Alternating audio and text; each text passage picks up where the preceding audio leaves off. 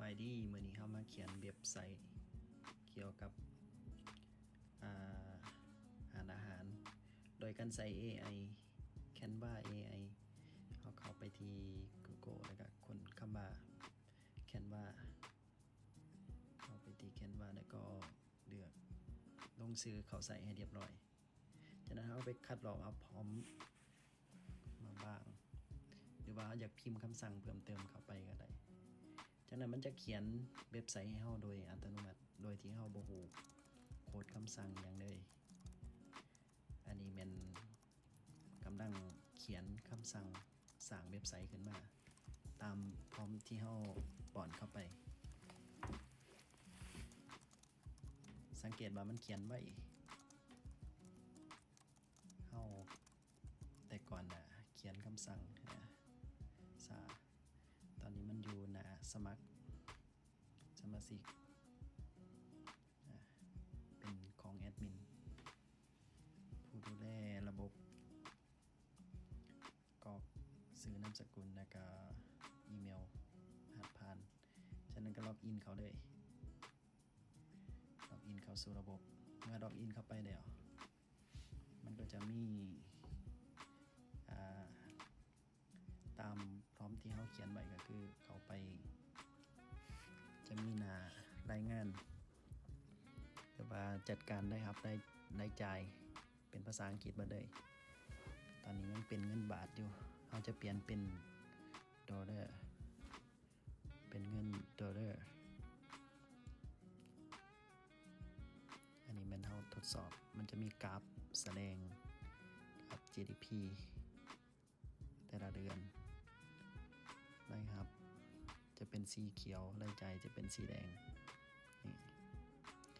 หรือว่าเขาบอกถือใจวันไหนเขาก็เขียนคำสั่งเพิ่มเข้าไปเขียนคำสั่งให้ Canva มันอัปเดตให้อันนี้เขาลองเห็นรายจ่ายสีแดงขึ้นมาทดสอบเป็นการทดสอบ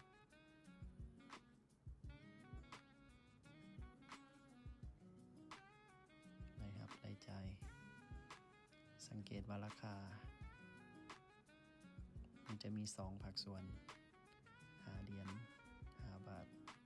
65บาทนี่มัน generate เฮากดเบิ่งโค้ดได้ถ้าเฮามีความรู้ด้านโค้ดเฮาก็สามารถแก้ไขได้แต่ว่าอันนี้เฮาบ่แก้ไขโค้ดแต่ว่าเฮาจะแก้ไขพร้อมเฮามาทดสอบเบิ่งล็อกอินอีกครั้งเฮาไปอัปเดตเขียนคำสั่งให้มันอัปเดตเปลี่ยนสกุลเงินเป็นดอลลาร์แล้วก็สามารถพิมพ์รายงานได้ print report ตอนนี้มันอัปเดตโค้ดให้ด้วยมันเขียนโค้ดให้ใหม่ด้วยเอาเขียนคำสั่งไปปุ๊บมันจะอัปเดตโค้ดให้ใหม่ปรับปรุงเขียนใหม่ก็ต้องได้เริ่มสมัครใหม่เพราะว่าถ้าเฮาเฮ็ดแล้วตามที่เฮาต้องการแล้วเฮาก็สามารถสร้างฐานข้อมูลให้มันเชื่อมโยงกับฐานข้อมูลเฮาก็ได้ให้เป็นเชื่อมกับเบิร์กชีทหรือว่าเว็บฐานข้อมูลdatabase ตัวใดเฮาก็สามารถให้ Canva มันเชื่อมโยงได้แต่อันนี้เป็นการทดสอบเพิ่มได้รับรายจ่ายเดือน January กับ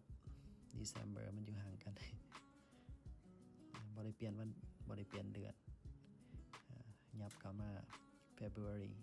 สีแดง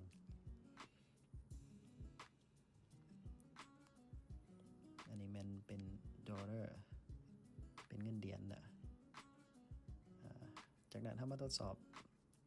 เป็นลูกค้าล็อกอินเข้ามาก็จะมาเจอเมนูให้เฮา add order